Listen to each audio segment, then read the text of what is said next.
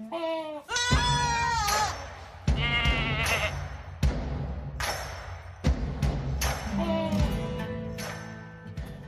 there's a global pandemic. A virus is sweeping across our world, and society has changed. Why is all this happening? Are anal swabs more accurate a test than nasal? Should the United Kingdom let the EU have vaccine doses even after Brexit? Do I need to charter a private plane to a remote part of Canada and pose as an Indigenous tribesman to get a vaccine? If you haven't considered these questions yet, you will soon. And we'll be here with you, your personal guides on this journey, this descent into chaos. Thank you for joining us on Staring at Goats. That is right, ladies and gentlemen. Welcome, welcome, welcome, one and all you people who just can't wait to discuss more COVID-19. We are here. Your hosts, Stephen, Jacob, Travis, all of us, all three, the three musketeers of the apocalypse, here to bring about some news to your ears, to share some COVID-19 stuff, maybe laugh a little, maybe cry a little, maybe get disgusted on screen. Maybe Jacob will give us some good stock tips on this week of pure insanity that makes Bitcoin look like a decent purchase. It's been a rough, weird week between like new administrations, stock market shenanigans, COVID vaccine shortages and relocations of vaccines, and then like massive promises to have 150 million doses by summer.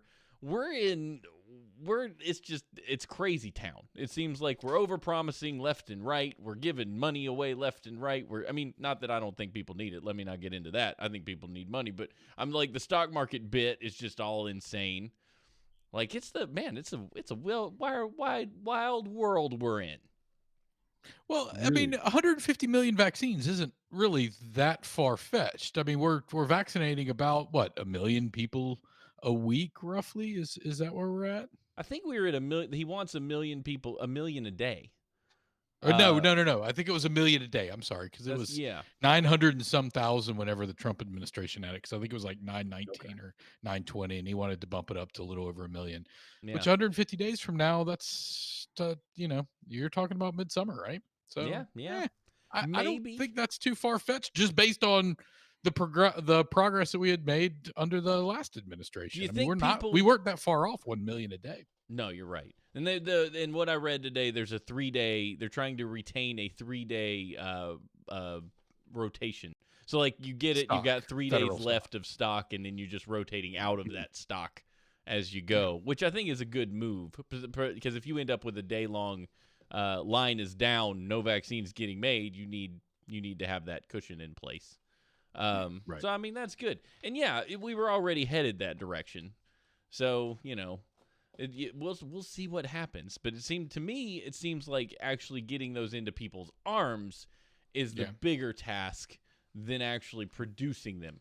I can make stuff, but I can't make other people buy it from me. And that's kind of, I think, where we're going to be.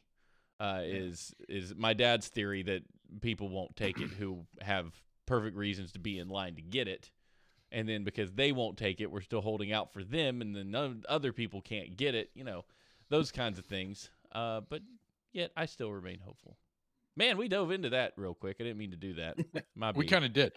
I mean, I was gonna give you guys stock tips, but if nobody wants stock tips, then I'll walk away from it. This is a show about COVID-19, but I think there's also a show that's paired with the apocalypse.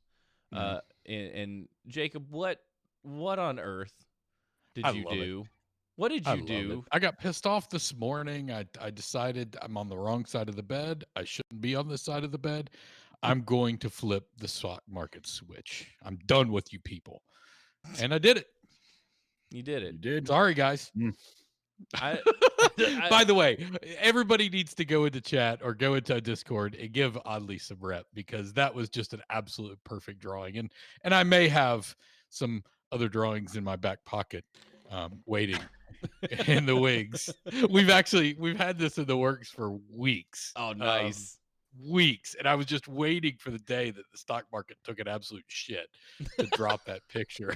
It did today, so I was It able finally to happened. to enjoy that with Oddly today. Well, And you it was had great. the Dow dropped 600 points or something, which is a drop, but then you've got the GameStop, AMC, Bed Bath & Beyond shenanigans that makes me wish, like, where was I back in February when it was $2 and I was like, what did GameStop go away? And then Steven, where were you last week? sure, when yeah, when when it was $10. $10. Yeah, what difference? Like, and I don't know what to do about it, and it's perfectly legit. I mean, you just have a mass of people trying to screw the short game. Well, so I don't know if everybody's 100% familiar with the short game, but the I short would game like is yeah. it's No one is familiar with the short game. Tom it's Merritt pretty tried to explain it simple. this morning, and I finally figured he finally got to a point where he explained it in a way that didn't make me go cross-eyed, which was Yeah. good. Because when it started, I was like, okay, nope, I have no idea what you're talking about. And he kept circling around, finally got to it. So, but go ahead and explain it again for everybody that may Yeah, not I know, can because I could you try my understand it better. best. So you got some people that own a stock, right? And you've got some other people that go, I'm going to borrow that stock for a little while and I'll pay you Tuesday for your hamburger today. And they write a contract between the two of them that says, I'm going to borrow this amount of stock and I'll pay you the price that it's at on Tuesday.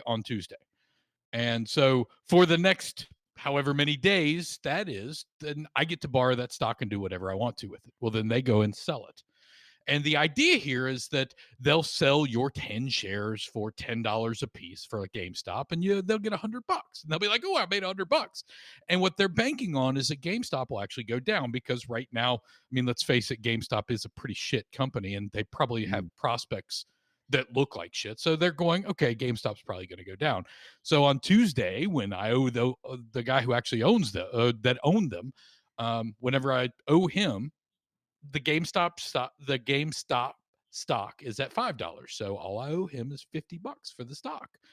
And so rather than give him the $100 that I made off the sell of the stock, I only give him $50 and then I pocket the remaining $50. So I made a short sale on it, right? So it only really works if for the middleman if the stock truly does go down. So things like AMC and things like GameStop, they're shorted frequently because, I mean, let's face it, they don't have very good prospects right now. You don't go out and short sell an Apple stock unless you're doing something reversed, where you're trying to hold it for a period of time and then sell it. But that's completely different. Anyway, so all these speculators essentially just borrowed huge sums of GameStop shares and was like, oh yeah, we're going to sell them for $10, and next week they'll be down back to $2, and we'll make just an absolute freaking boatload of money. Well, the internet had different plans. The internet said, whoa, whoa, whoa, whoa, whoa, whoa, whoa, whoa, whoa. We're done with this. So the internet started buying and holding. The key there is buying and holding shares. So they kept buying and holding shares. So it creeped the price up. And then all of a sudden, people got wind of it and then bought a boatload of shares and held them. And the stock price went up to, what was it, 300 some percent in the last 2 Closed at days. 350 or something today. Closed at 350. And so now all of these speculators who bought at $10, who borrowed shares at $10 a share, who now is stuck because they have to go back and pay them for $350. They're like, oh yeah, I borrowed 10 shares for $10 and now I owe $350 per share rather than $10 per share. Shit. Yeah. So the losses are astronomical. You're talking about billions of dollars in losses at this moment. It's just absolutely glorious. So AMC is going through the same thing. They're talking about Dillard's being the next one. Yeah. I mean, there's a ton of them. Good. Yes, Dillard's. Yeah, that place is still around. There's still a Dillard's. This is It's insane. But yeah, here's I thought Dillard's only existed in malls that were empty. Yeah, I mean, pretty much. It's the only place I've ever seen them is like there's nothing there and I just see a Dillard's sign. That's it.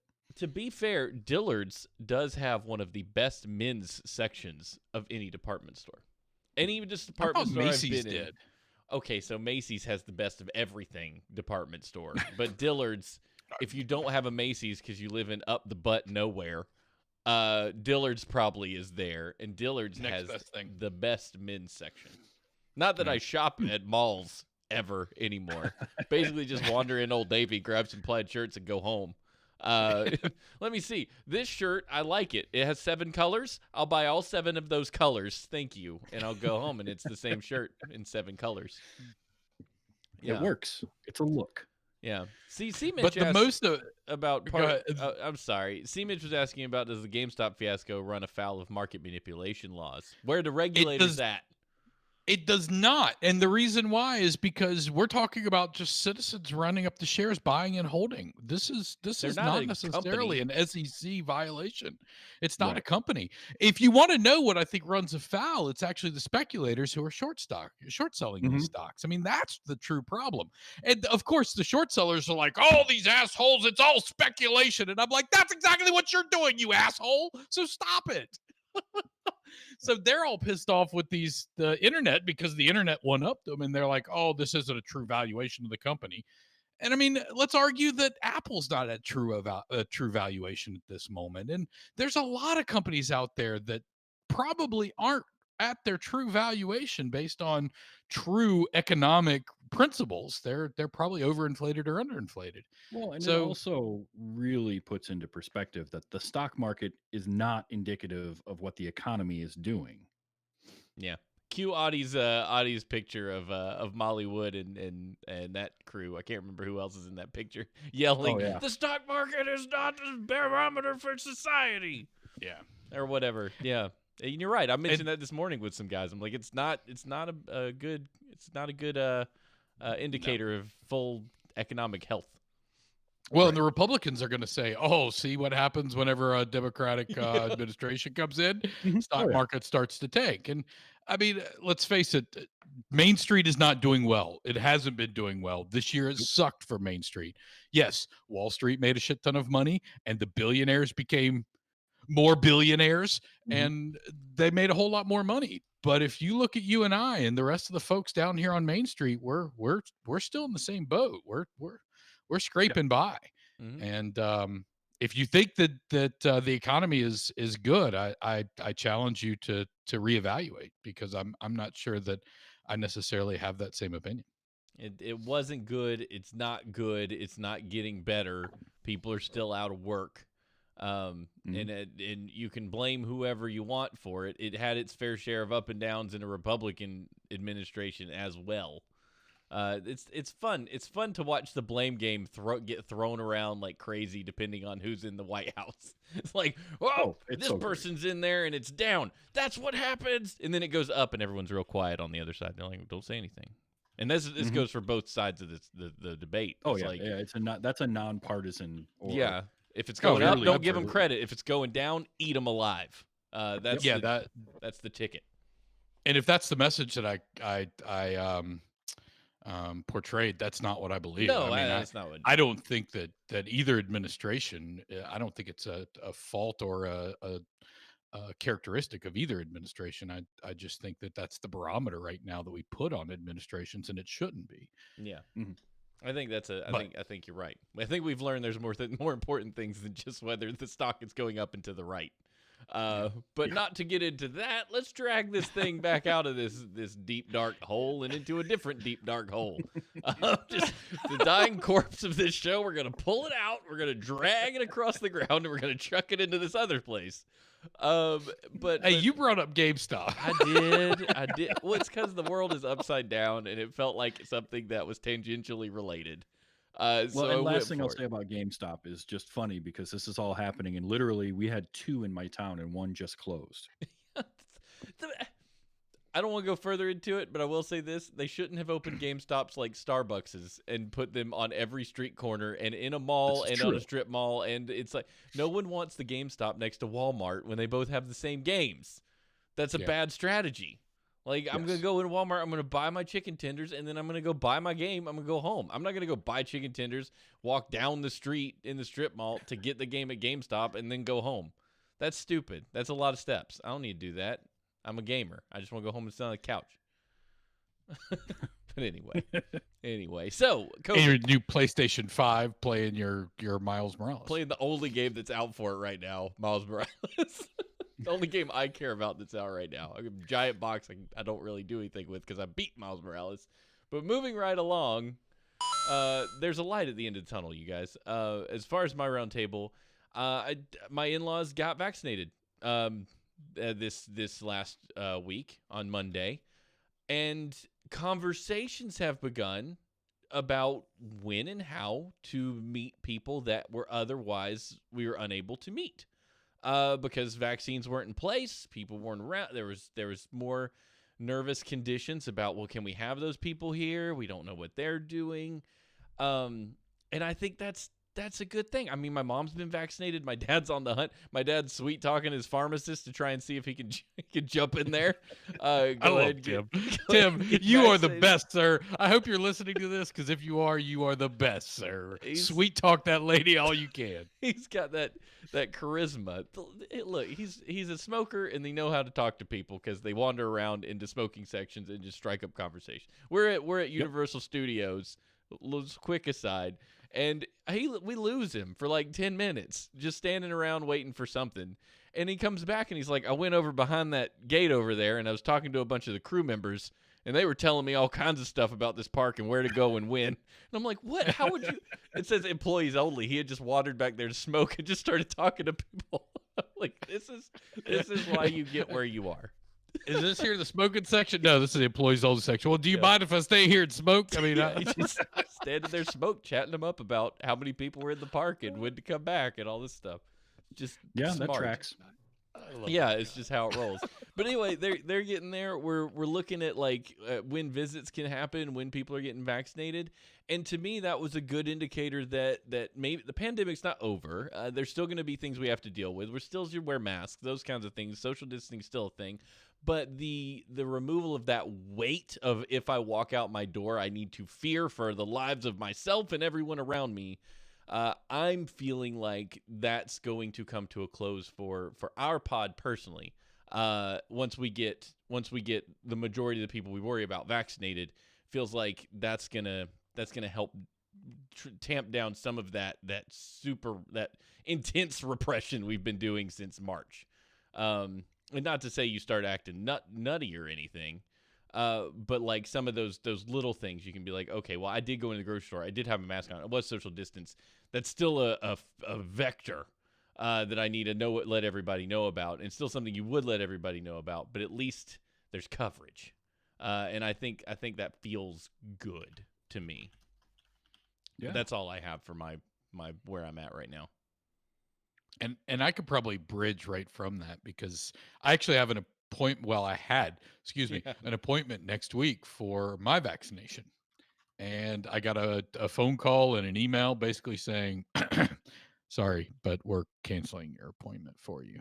And I'm like, oh, why? And they're like, well, we're trying to do these mass vaccination sites in Charlotte and Durham and New Brunswick County. And because of that, all of our doses are going to those next week instead of here at the clinic. So we have to cancel all our appointments next week at the clinic. And I'm like, oh, so you're going to have no doses next week? And they said, yep.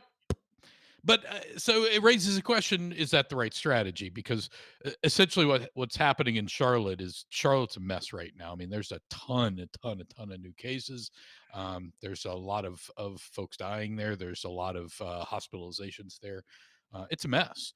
And so what the team in North Carolina is trying to do is say, okay, let's use the Panthers Stadium, the NFL stadium over there, and set up a vaccination site in the stadium and have everybody that's 65 and over just come straight to that stadium and get vaccinated in one weekend. So Friday through Sunday, we're hoping to jab 20,000 people.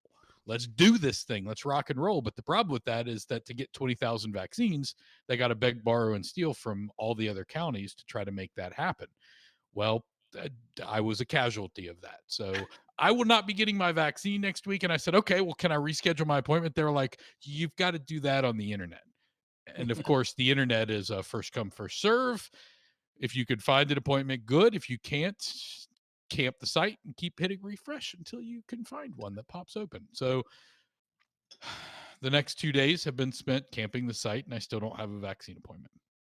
Yeah, it's gonna be rough, I think. And I'm looking at the map right now, the trends in North Carolina, and Charlotte's bad, but there are a lot of bad counties. Oh yeah, Charlotte's 725 cases a day.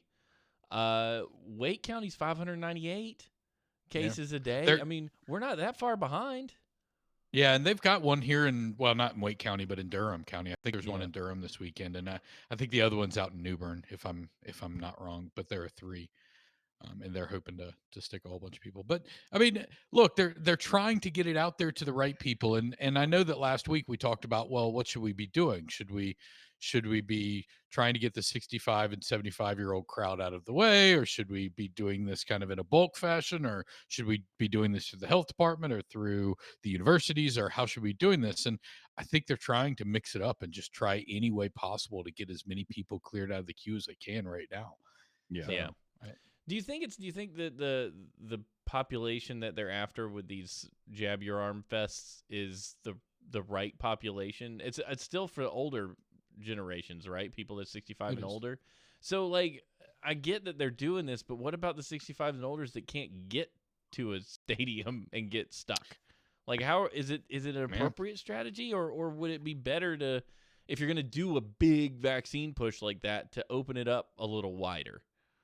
Well, so I actually think this is probably the most appropriate way to do it, because what essentially right now what you have to do is go to a website. So you have to have access to the internet, and you have to have access to whatever site, the information to get to the site. Then you have to make sure you're there at the exact right time, at the moment that appointments pop open. And then once you're there, you have to make sure you enter in fast and furiously all the information really, really quickly, because vaccine appointments aren't held until the minute you actually get the all your information put in there.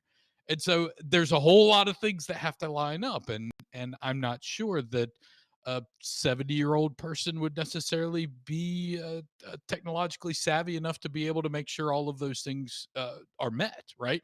So what they've essentially done is said, if you're 65 and older, come down to the stadium and get vaccinated. Yeah. You don't have to go make an appointment. You don't have to call ahead. You don't have to go on the internet. You don't have to do anything. Just show up, get vaccinated.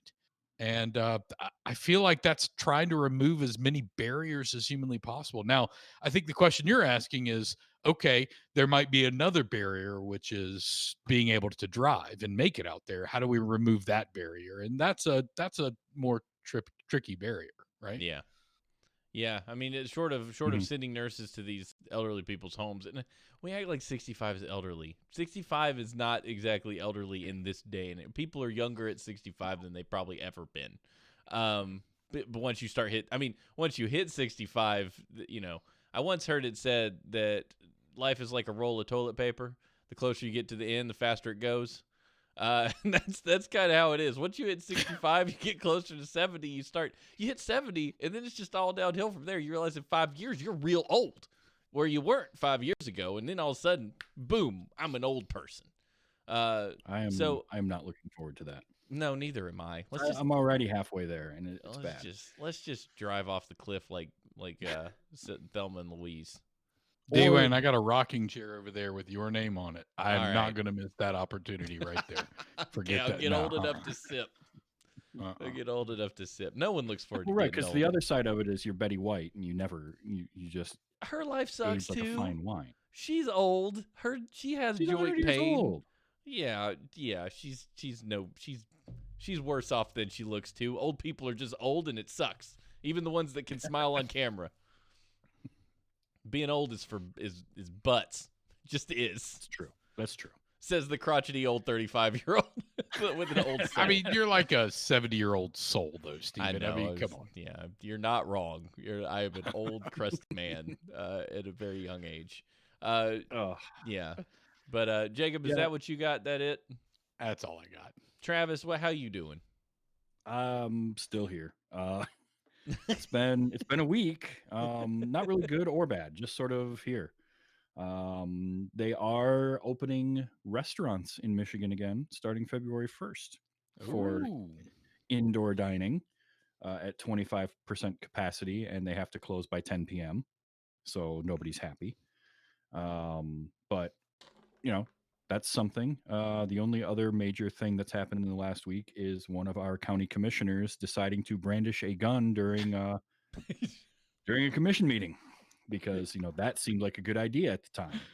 Travis, hold on. I got to tell you, I was tempted. I was that close to putting it in there as the last story, just so that you would have to read for the 8th week in a row. Michigan, man. It just, but I took it out at the last second. That whole situation is just a shit show. It's just dumb. Somebody called in complaining about kind of gun culture, and so this guy decided it would be a good idea as a sitting county commissioner to walk off camera and come back with a rifle in his hand. What did he think that was going to look like? So, yeah, there's, of course, been calls for him to resign, and that's not happening now. I don't know what's going on. It's no, I mean, well, my county, everybody. That's Travis, everybody. He's responsible. We got our Michigan correspondent right there, baby. Mm-hmm. It's funny that we did end up you came on the show full time, and Michigan is where a lot of the biggest shenanigans have happened. Yeah, yeah, that wasn't planned. No, that wasn't. Promise. It's pretty. Travis has been he's been generating news for us on purpose. That's amazing. But I mean, outside of those shenanigans, it hasn't been that bad. Yeah. So just another week, just making it through, trying to survive until I can see other humans again in person and actually do things. Yeah, it is what it is. Well, I'll tell you this. It seems like if they're reopening restaurants, that all that standing in the Capitol with guns really is what did it. I think that's what really pushed the governor to go ahead and open. Threats of kidnapping and so whatever you guys are doing to make sure that those moves are made, keep it up. Keep wandering up to the Capitol with guns anytime you want something, and it seems to be productive. It seems to be hold on, wait. Just make sure that you do it 8 months before when you want it. Right. Yeah. Right. The real it's an push. 8-month kind of gestation period. Yeah. No, you guys were up there. I say you guys, Michigan people who don't deserve to be Michigan people, were up there like what 2 or 3 weeks ago, stomping around, weren't they? Yeah, it's every few weeks. Yeah, they're just they go up there and fuss and wave the flag and stuff. Yep. And don't realize the irony of their democratic government that they're asking for is or that they're not. It's hard to say this without making it seem jumbled. They're asking for a democratic government by asking for the government to ignore the democratic government. Wow. Sorry, I short-circuited my brain there. That was really difficult to say out loud. Yeah. No, at times when I try to figure out the logic behind what they're doing, I realize two things. Number one, I can smell toast. And number two, there is no logic there. I mean, there's got to be some logic. It just might not be. It may be lost on you, Travis. I mean, that's got to be what it is. You're not high-minded enough. I will say that the number of times the last few weeks I've texted a friend of mine with the, hey, what's that thing we're supposed to be able to smell from a mile away? That's blood, Jerry. Oh, it's not toast? I think I'm having a stroke. That's the sharks. Yeah. Yep, it's the sharks. Yeah. Oh, that's good. That's good. It's just no, I can't. I can't go into it anymore. It hurts, but I just don't. I can't figure out what the reasoning behind some of that is. Like, it just boggles the mind. Yeah. Do you think some of it's that people are getting?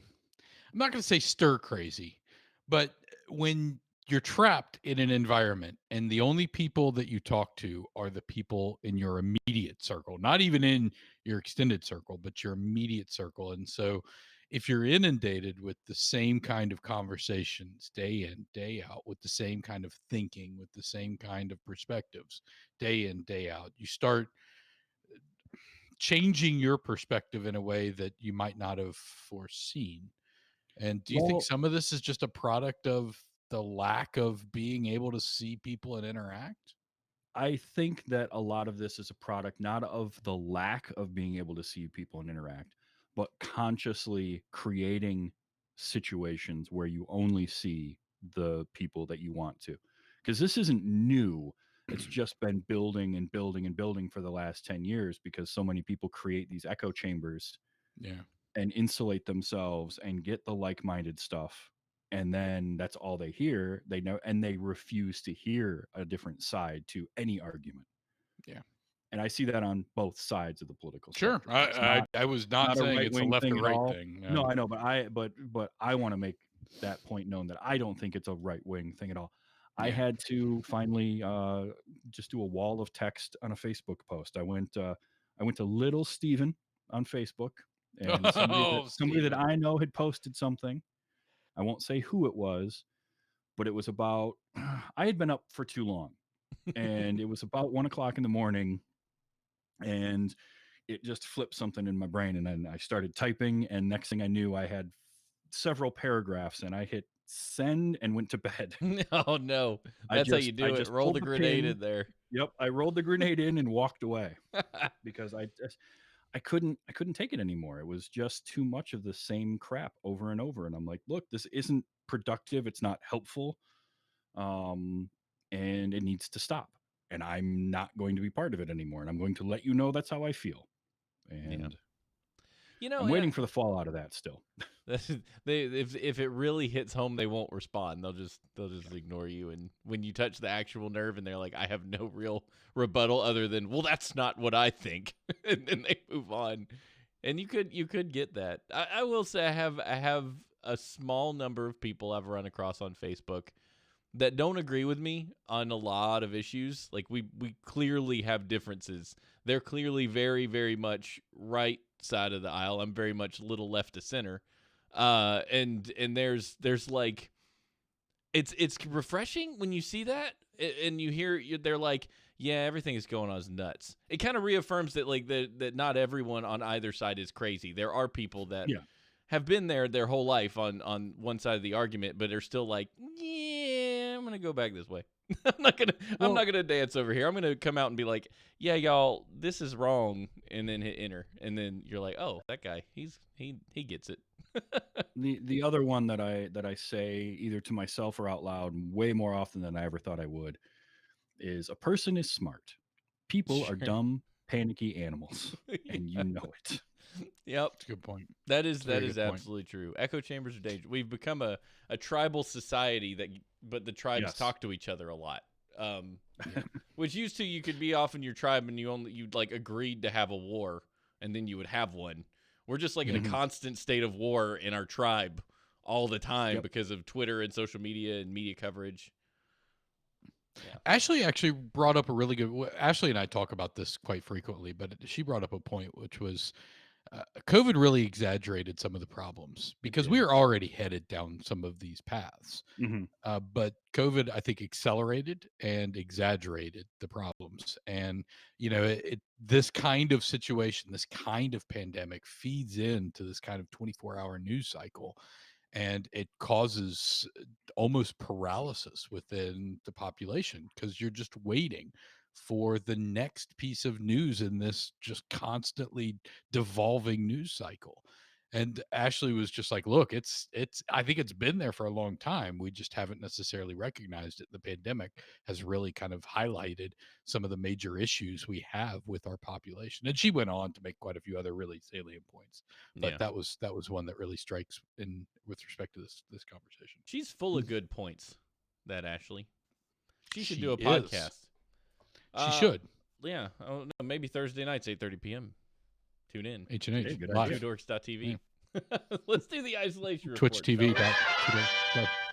Twitch.2dork.tv.tv. I thought it was twodorks.live. Stop it. You're going to confuse everybody. twodorks.tv. Get over there. Click that button. Well, I don't know what button to click. The sub button. Give me $5. We work hard for you.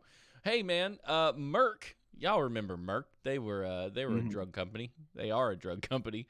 Merck drops 2 potential COVID-19 vaccines after poor results in early testing. Merck is bowing out of the vaccine game, but to be fair, it was kind of crowded anyway. But there's no room for underperformers. But that doesn't mean they quit. They're just going to focus on other medications that will help fight against symptoms and long-term health issues. They're not out fully. They're just like, we're going to do the thing we know how to do, which is oral meds and other meds that do things. One treatment they've got known as MK7110, which is also a murderous Star Wars robot. It's not. That's HK47. But if it was Murder Kill 7110. Don't just remember that. Has the potential to minimize the damaging effects of an overactive immune response to COVID-19, which can complicate the life-saving efforts of doctors and nurses. Phase 3 study data, according to the company press release, showed the risk of death or respiratory failure in hospitalized COVID-19 patients treated with a single dose of MK7110 was reduced by more than 50%. Meanwhile, molnupiravir, the company's other treatment, which is still in clinical trials, is an oral drug that has the potential to stop community spread of the virus by suppressing the virus in the carrier.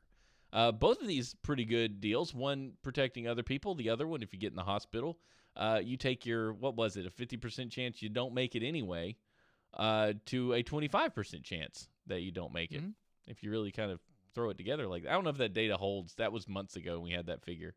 50% is not terrible. I mean, how about this? I think I've seen worse.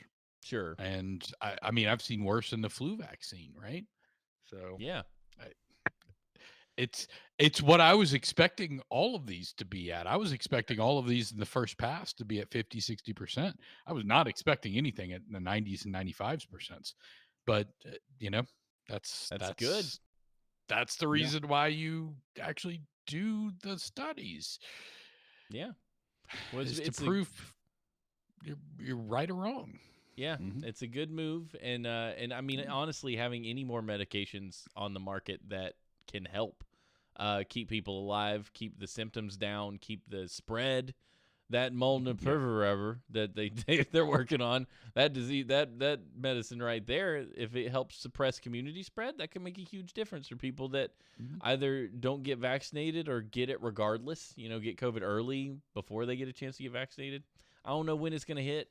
Don't have any of those details, but should it get approved, maybe we get a handle on this thing. Maybe the long-term effects of it, if it doesn't go away, are reduced. And that's good news. Well, for look society. at the AstraZeneca vaccine, right? It the first pass only behaved at around 60%, and everyone's like, "Oh," but I mean, it's not that far off from what this drug was doing, right? So they tweaked the doses and modified the way they were giving it and the frequency and how much, when, and etc. And all of a sudden got up to 90%. So, yeah. And we're talking about it wasn't bad. It was just not Moderna or Pfizer at 95%. Right. Yeah. And this thing could help in places that can't afford or can't manage the vaccine. Yep. Like you go to a country that doesn't have the infrastructure to either deliver it, contain it, do anything with it. This kind of stuff is the silver bullet for them. Yep. Well, if we can suppress community spread, let's do it with this medicine that we can get to everybody cheaply. It's an oral medicine. So here, let me pop a few pills in my bag and ride out to the middle of the last mile and start handing them out. Yeah, and Merck did receive warp speed money. So hopefully that helps offset whatever costs they're going to have to charge for the medicine. That would be the goal of the warp speed money. Okay, warp speed, here's all your money. Make it. Oh, good. We didn't have to pour our own resources into research and development, so we can charge less. And it also encouraged Merck to pursue this. I mean, why would they pursue it if they knew they weren't going to make any money off of it? So they're like, oh, well, you just de-risk my whole project. So sure, we'll do it. Yeah, absolutely. Yeah. Anyway, well, in Germany, they are going to handle COVID quarantines a little bit different than we do here. They're talking about putting violators in detention centers. Germans who repeatedly break quarantine rules after being exposed to COVID-19 will be held in detention centers. The German state of Saxony is reportedly experiencing one of the worst outbreaks in Europe, and officials there have approved plans to hold repeated violators in a fenced-off section of a refugee camp under police guard. The state of Brandenburg had similar plans. Officials say that detentions are aimed at people who continue to violate lockdown rules even after being fined. a Disease Protection Act, an emergency law passed in March, gives states the powers to hold citizens in the event they break quarantine. So they basically want to take you and say, okay, you keep doing this, we're gonna throw you in a corner of a refugee camp and hold you there until you can behave. So is this any now the word detention center makes everybody really nervous. And I think that's fair.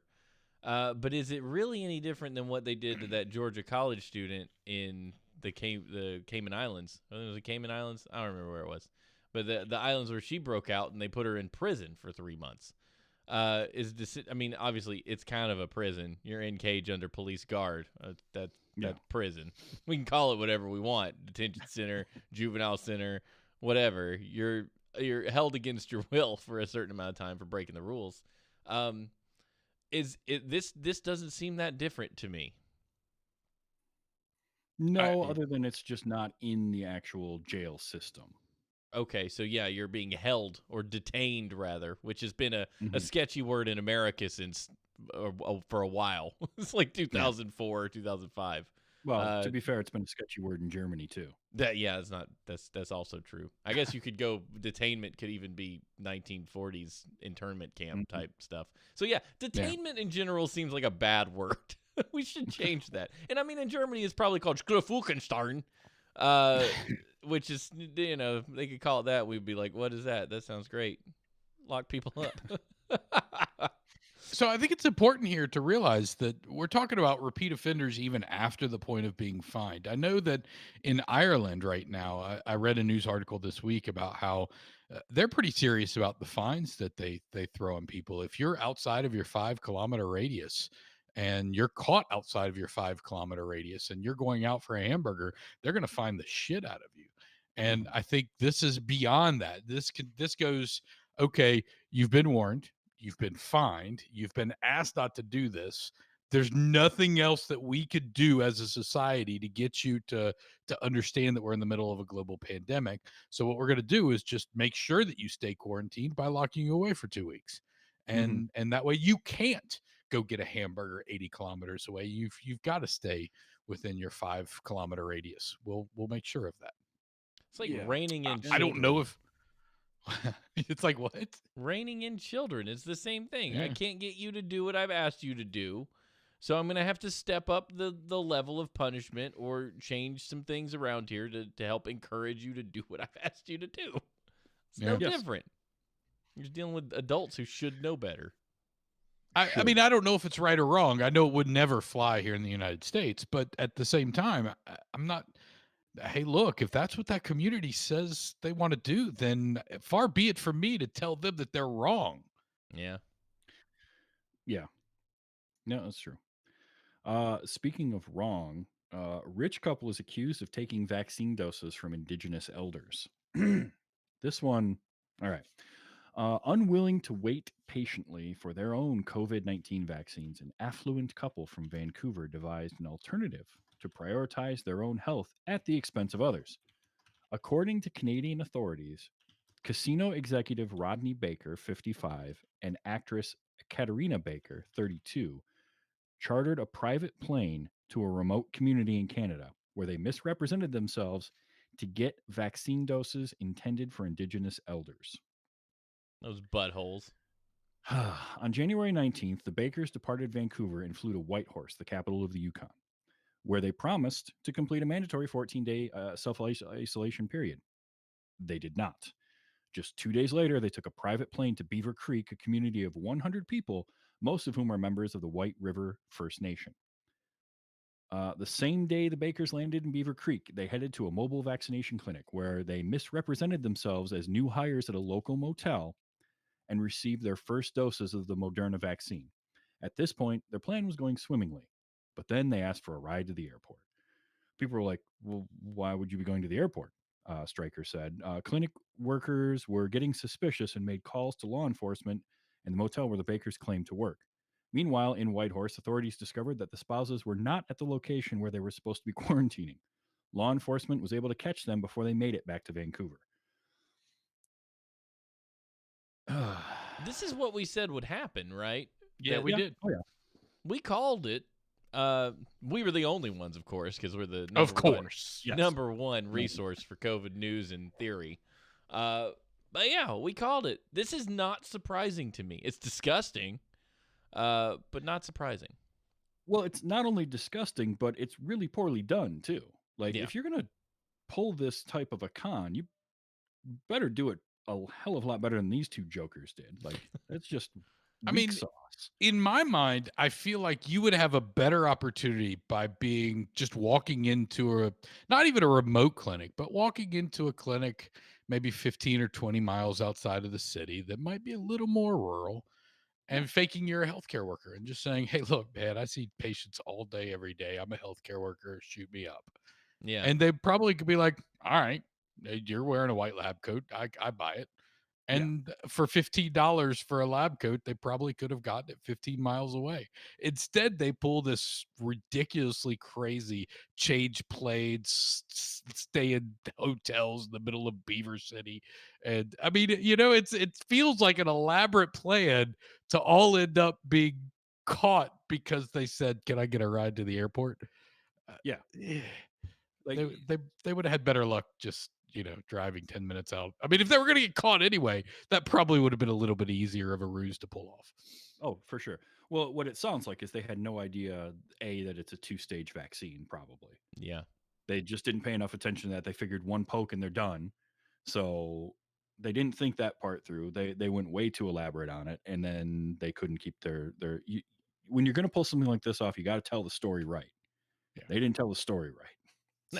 That's stick to your lie, baby. Stick to your lie. It's about the details. It's about the details. It is about the details. You keep the details straight, and you have to believe it. You have to believe your own stupid story, which is why I suck at lying, because I know I'm telling a tale and I can't hold it together.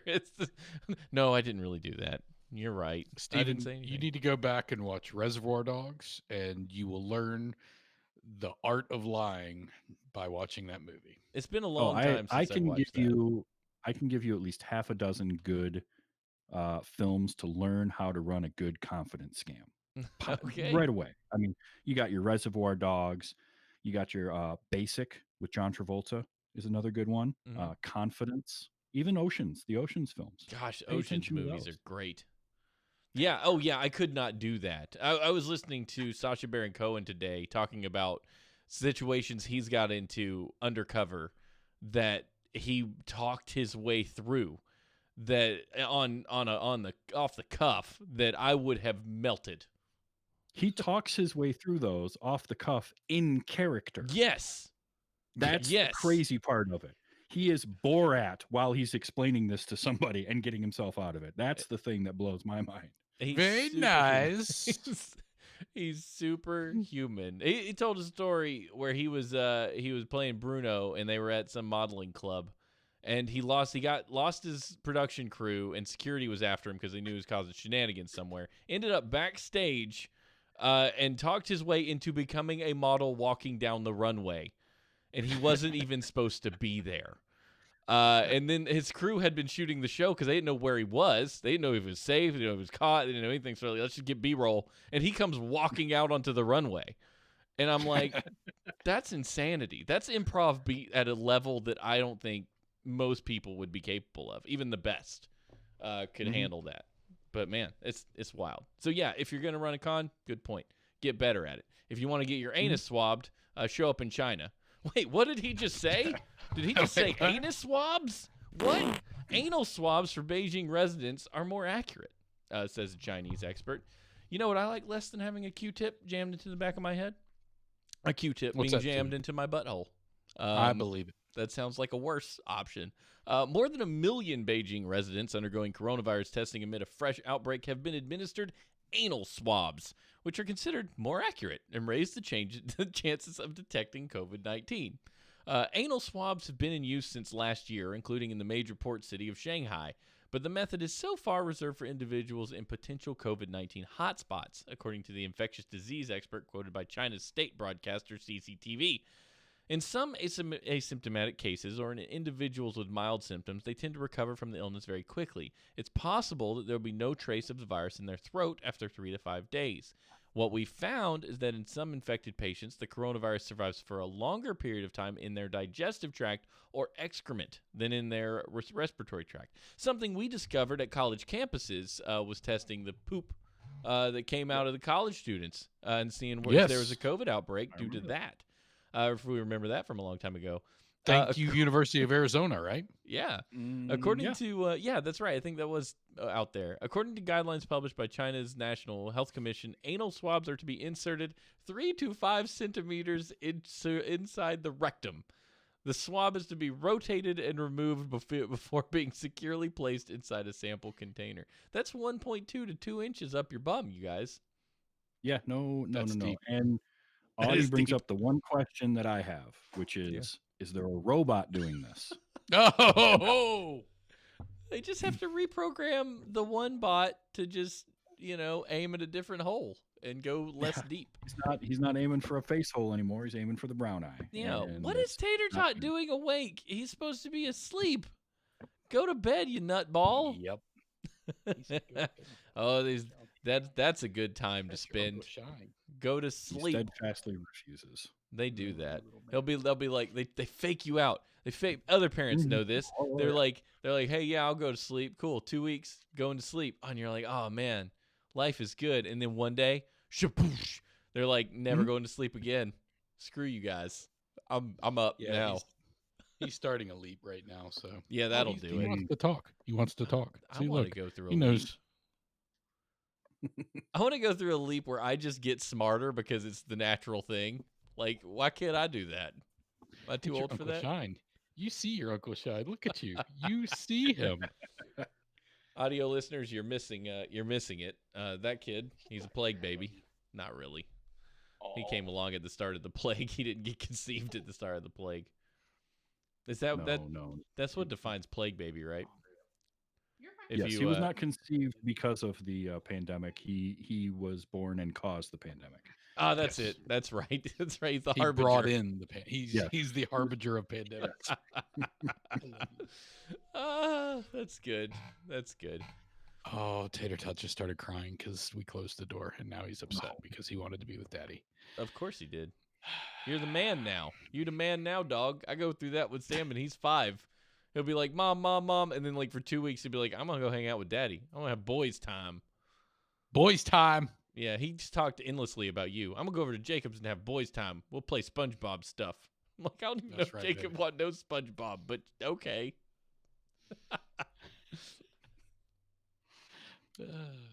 It's your turn, Jacob. Yeah, so no robots for anal swabs, please. Let's not do that. No anal swabbing robots. Yeah, sorry, I completely disrupted it. The last story, I missed most of the commentary. You're good. You're good. It was just talking about butt Q-tips. That's all. Nothing you don't do every Saturday night. It's totally that's a good Saturday night. A bad Saturday night would be getting thrown out of the legislative building in Georgia. That's what happened to a legislator in Georgia. He was removed from the House chambers for refusing to take a COVID-19 test. A Georgia state legislator was removed from the House chambers on Tuesday for not getting tested. Representative David Clark, a Republican who represents Gwinnett County out of Beaufort. We'll call it Beaufort. I'll call it Beaufort. Yeah, Beaufort sounds good. Said he was thrown out by House Speaker David Ralston, a fellow Republican, for not taking test, which is required from state lawmakers. Ralston's office says Clark is the only House member who has refused to be tested since the legislative session began 2 weeks ago. The testing issue has been a charged one since the start of the General Assembly earlier this month. Housing guidelines called for 2 tests per week during the 2021 session. A testing site is open at the Capitol for lawmakers Monday through Thursday. Dr. Ralston admonished the House members on the first day of the session, saying that he noted 74 members had refused the test. The very next day, I'm assuming the rest of them got tested. But what the Senate Majority Leader, the Republican Senate Majority Leader, Mike Dugan, announced a positive test. So there was a good reason why they were doing these tests. Georgia health officials, well, here it is. Representative Clark framed his side of the issue by stating that he refuses to get the testing is excessive for lawmakers, especially to get it twice since testing isn't readily available to people that really need it. However, Georgia health officials say that anybody in the state who needs a COVID test can get one. Speaker Ralston, in a statement, said he's refused testing at all points during the session. Blah blah blah blah blah. Bottom line is that he had the police escort him from the Capitol and said that he would be more than welcome to return when he gets tested. What are they worried? Is he worried they're gonna find the cocaine he snorted before he walked in the door? Like, the wrong test, Stephen. But what? Yeah, Oh, they're not looking for that. Yeah, but they're swabbing his nose. What if they come out and they're like, "Is this baby powder? What you got hiding up there?" You got some white stuff right there. Is that? Yeah. That's not gonna ruin the test. That's what I'm referring to. They could offer him the butt test if he'd rather do that. Maybe that's what he's into. I'm sure. Well, and when the excuse is, well, this is excessive testing when people can't get tests that need it. No, that hasn't been a problem for quite a while. Months. We've been been through that. You can get a test. Yeah, so we've been through that since midsummer. Go get tested. This is ridiculous, and he deserves to get thrown out. I mean, this is wasn't Georgia another one with that town council meeting where the two guys refused to wear masks like ever, and a teacher got up and is like, "We have lost 3 teachers in this county alone from COVID-19. They died." And she said, "Why don't we honor their wishes? Because like at least one of them had said, I'd like people to take care of each other and wear their mask. Let's honor their wishes, and let's observe a moment of silence and everybody put their mask on." And these 2 a-holes didn't do it.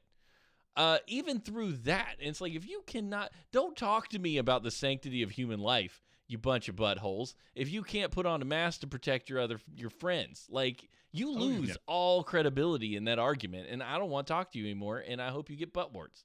There's a couple out of Georgia right now. The what's the QAnon follower down in Georgia that got elected to the House of Representatives? Taylor Greene, right? There you go. That nutball. She refuses.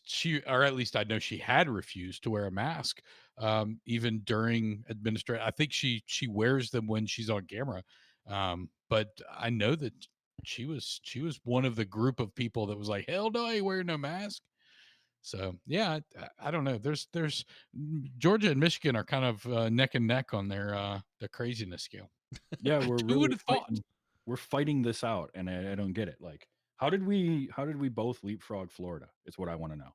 Yeah, and it's not like it's better in Florida either. No, like they're not better. We just are like, oh, no. Let me show you how it's done. It's like people just expect it from Florida, so they're like, whatever. We'll just talk about somebody else for a little while. I don't know. Or maybe everybody from Florida decided to go up north just a little bit and hang out in Georgia. Yeah. So that's it. They all moved to Georgia to influence the vote. That's the through line there. Yes. That's what it was. If you want to follow through, if you want to keep rolling down the conspiracy hill, that's it. They got it wrong though, because I mean, if it didn't work, it didn't work, especially in the Senate ones, right? Yeah, I don't know what to tell you. Vote on that one. I don't know what to tell you. Yeah. So I mentioned that Michigan is we're opening back up things like restaurants and all that. Not the only ones. California's governor is lifting their stay-at-home order. So they had actual stay-at-home orders going on. But amid signs of improving COVID-19 conditions in California, Governor Gavin Newsom lifted statewide stay-at-home orders on Monday, the California Department of Public Health said. The move allows restaurants to open for outdoor dining options and salons to resume indoor appointments. Outdoor church services are also permitted. Reopening options apply to regions including the San Francisco Bay Area, Central Valley, and Southern California, and marks the first reopening opportunity since December.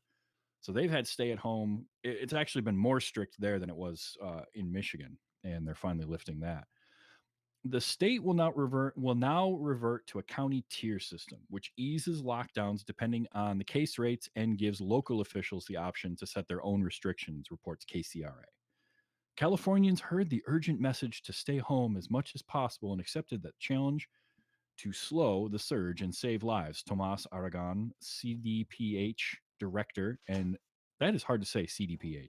director Yeah. and state public health officer said in a statement obtained by KCRA.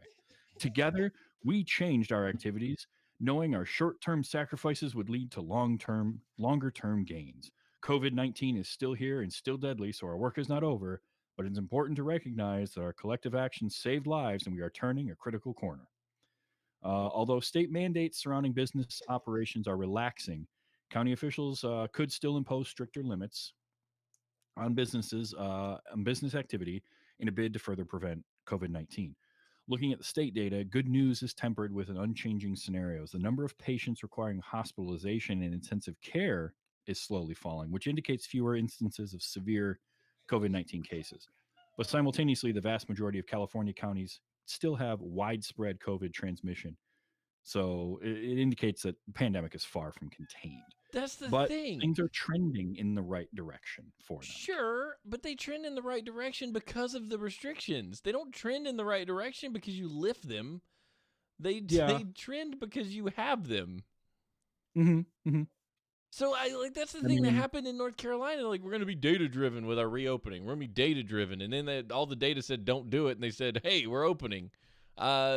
Because in this state, you're stuck in a rock and a hard place. You got a Democratic governor with a vastly Republican populace, and he had to satisfy, do I want to keep this job? I better satisfy both ends of this somehow. Yeah, and, you've got California, which is vastly Democratic and a Democratic governor, and so he doesn't have that issue going on. Right. But there is a lot of in that article, there was some talk about the California, there was, just like in Michigan, lawsuits going on with especially small business restaurants complaining. So basically, but the big thing is the counties can still do what they want. The counties can still set whatever they want. So that's the important one, I think. Even if he lifted it statewide.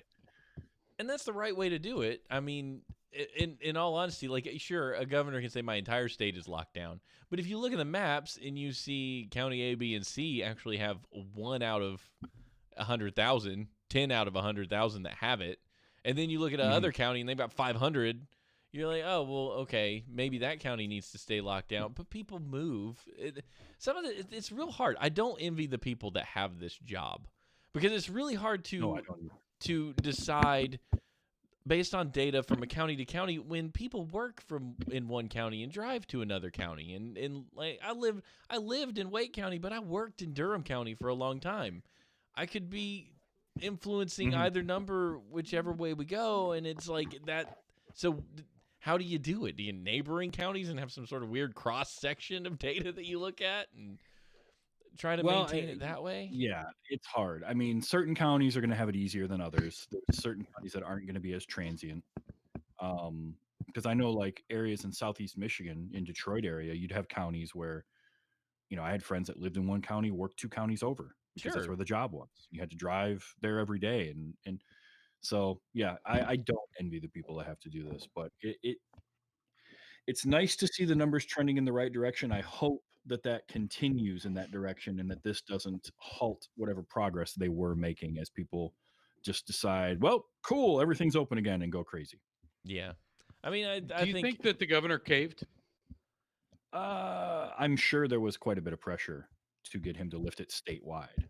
I mean, he's almost got enough signatures on the petition to actually oust him as governor, right? Or to call for a revote on his governor, right? There was talk of a recall. Is that unique to California, that recall ability? Because they've done that a couple times, haven't they? Well, that's how Schwarzenegger got in the first place. Right, it was a recall election. Yeah. Yeah, I think I don't know if it's unique to them, but it seems like it happens more often out there. I don't know of another state that does it off the top of my head. Yeah. But yeah, I'm sure there was some pressure there. Part of it was that these things were imposed, but then there was no relief offered at a state level, right? Which I think was the hardest part. That seems to be the kicker. Like, if you're going to have an excuse for, we need to reopen now, a lot of it's because we were told to close and we're giving nothing or a minimal amount to offset our losses. And I get that. I'm not a small business owner, but at the same time, I get it. Like, if I was a small business, I'm a barbershop or whatever, I still have to pay my lights. I still have to pay for my space. I still have to pay for my employees if I have any. And to tell me to shut down and I can't work for a month and not give me any help. I mean, the PPPs happened, but I mean, shoot, I think that there were mega churches that got PPP money. Didn't exactly go to all the right places. Yeah, don't get me started on who did and didn't get PPP. That was just an absolute nightmare. Well, we removed the accountability from it. When we put it in place, they removed the person who was supposed to be over the distribution so people could cash in who weren't supposed to. That's what happens. You always need oversight. Give people free money. You need to know how they spend it, and you need to know that the bonuses weren't just allocated to people willy-nilly because the government gave me an extra $3 million. Anyway, that's a different topic for a different show. Why you wouldn't be upset about it, I don't know. But yeah, so anyway, that's the news. that's where we're at.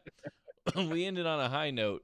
But Jacob, you had a deep dive written down. Do you and Tater Tot want to cover this particular topic? We're at about an hour, but we can mention it. I think I may have to call it at this point because I need to get this little guy in bed. He's all he wants to do is hang out with me apparently. So I'm gonna have to call it here. But maybe we could talk about this next week with the vaccinations out of the EU and how they're all upset and up in arms. Let's do it. Yeah, we need to do that. We need to get on that.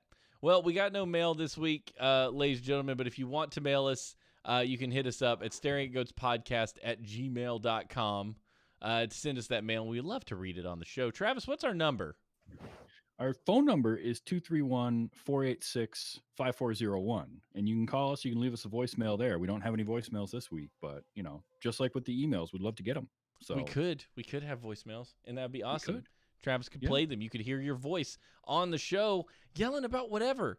Like Mello, if you want to call in and be like, listen to this mess I just went through, we'd love to hear from you. We'd love to hear from anybody. I mean, and you can call in. You don't have to tell us who you are if you don't want to. You can just be like, I'm just a disembodied voice in the distance talking into a telephone. We're good with that too. Doesn't bother us any. But yeah, so this has been a good show. Jacob had to bail. If you're watching the video, you see that he has left because he has a small child that needed some support. So Travis and I are gonna ride this thing off into the sunset. If you enjoy the show, be sure to give us your podcast service or give us a review on your podcast service of choice. You can follow us on Twitter at staring_goats. Good place to send us quick little questions or comments. You can follow me at Steve H&H. Travis is TV's Travis. Also, be sure to subscribe to Travis's other shows because they're good. Wait, You Haven't Seen and the Highlander. What's the Highlander title? What's the title of your Highlander show? Let's watch Highlander. Let's watch Highlander. Yeah, which is a fantastic show to hang out with when they're live on Tuesdays now. Because it's a good time. Travis, you are wrapped up in podcasts, man. You got it going on. I got it going on. It's keeping me busy. You need something. And you started your painting streams. Yep, I'm painting miniatures on stream, just chilling out, listening to. I found some good kind of lo-fi, chilled out music, and just hang out, paint, and chat. That's a good time. Yeah, I've spent my evenings bouncing around different friends of the network. At this point, there's always a friend of the network streaming at night on some days, and it's been really fun. To hang out with you guys just in the off hours when I'm not doing anything. But yeah, man. Yeah. Thanks to everybody who supports the show via Patreon. You can do that at twodorks.net/support. Hammer Dwarf, Jesse, Og, Adam and Christina of Geekheim, Oddly Normal One, our parents. That list grows. We'd love to see you as a part of it. Consider throwing $1 our way. Just $1 a month for 2 shows a week. That's pretty good. That's pretty good numbers, I figure. That's not bad. That's not bad, and we appreciate it. But thank you guys again for joining us on Staring at Goats. Let's hope we don't have to do this show next week, but I'm pretty sure we will. It's coming at you for the foreseeable future. Thanks, everybody. We'll see you next time. Staring at Goats.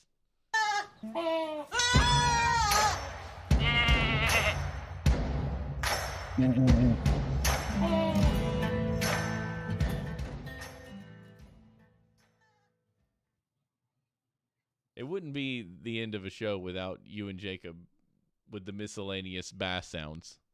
Yeah. Which I mean, I'm good with. I think it's great. I know it's like when Ashley goes bye at the end of horseshoes and hand grenades. Oh yeah. It's just necessary. That was a good one. We really kicked it off with the stock market. I didn't mean to do that, but I couldn't help it. It's just been the thing on everybody's mind today. Well, once when I was listening to Tom earlier today, and he finally kind of explained, like, no, look,